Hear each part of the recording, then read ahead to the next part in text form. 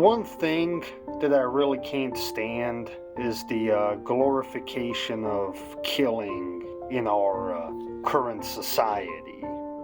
Now, I talked about similar topics in my Most People Are Spiritually Corrupted videos, and I was thinking about naming this one that, Part 4.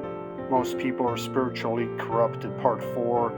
But I'm just gonna call this video "The Glorification of Killing in Our Society Really Needs to Be Stopped" from a moral standpoint and from other viewpoints also. We got video games like Grand Theft Auto, for example, which just encourage you to act as sociopathic as possible, and if you back that up with gangster rap music or other types of violent music, people start accepting that into their culture. And all of a sudden you have people wanting to abolish the police. You have people making fun of people for calling the police on someone beating someone up. So what are we supposed to do? Just stand there and let someone get beaten on the street? And this is a recent thing, but it's been growing since the 90s. If you look at it, the major glorification of death and reckless behavior and in general antisocial behavior in our society really started in the 90s. Now, the 90s had a lot of great things going on, but one of the not so great things was the release of some really major violent video games like Grand Theft Auto. Now look, I used to like Grand Theft Auto before I realized what it's really doing to society and the undeveloped brains that are playing that game. And that's why you have so many people who are part of Generation Z who act so recklessly. For example, Cameron Herron, who was part of Generation Z, who decided to street race with some friends of his in a Mustang that his parents actually bought for him as a graduation gift. Now, no kid at the age of 18 should be owning a car like that in the first place. But I believe one of the influences that led up to this fatal car crash, this complete tragedy, was this kid was probably watching The Fast and Furious. He was probably playing Need for Speed.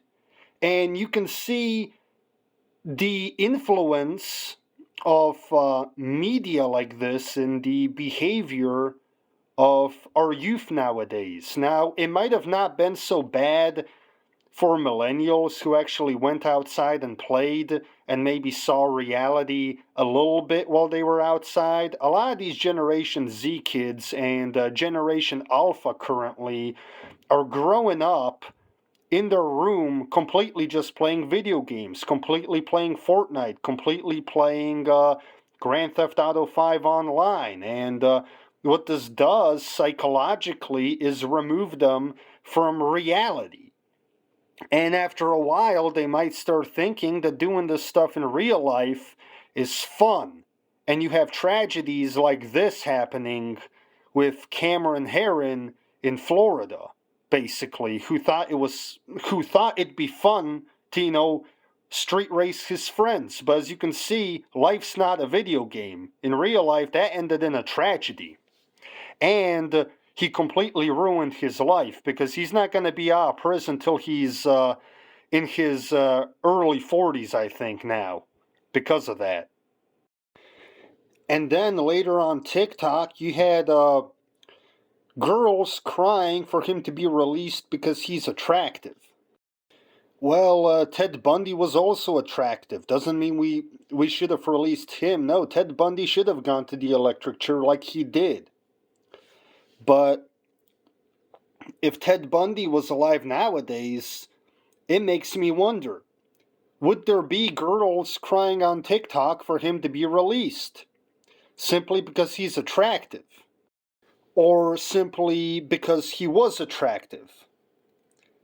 But I guess we're talking about nowadays, so the question really is, if Ted Bundy was alive nowadays, would girls be making TikTok videos about him, crying for him to be released because he has very attractive features?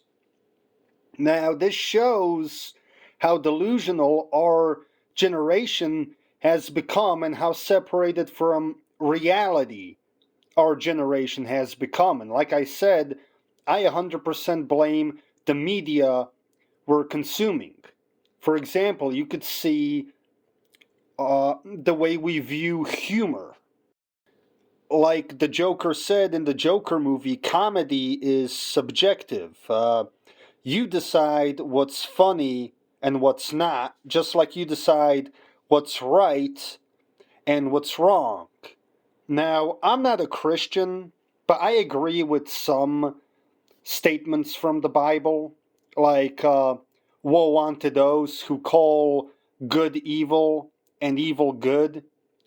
And the way our generation views good and wrong can only be described as a person calling good evil and evil good.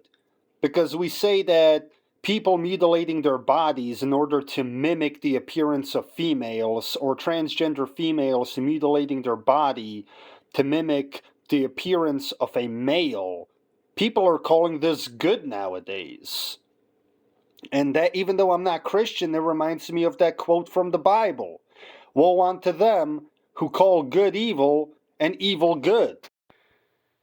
Now, I just want to state at the end of this video that I'm not against all video games in general, but I do believe that the glorification of killing and sociopathic behavior really needs to stop in our society if we want to better ourselves as a society.